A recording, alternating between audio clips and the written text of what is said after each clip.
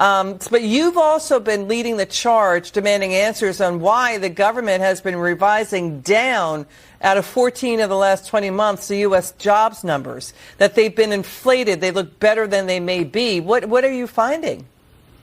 Well, look, I think this is another example of election interference, that when we're sitting there as Americans trying to decide, is the economy in good shape or not? Are we better off today than we were 4 years ago?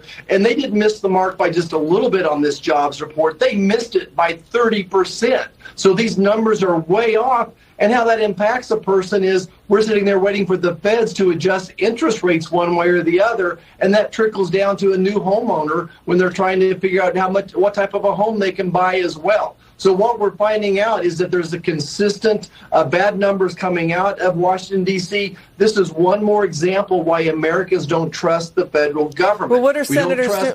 What are you going to do? What are you guys going to do about it?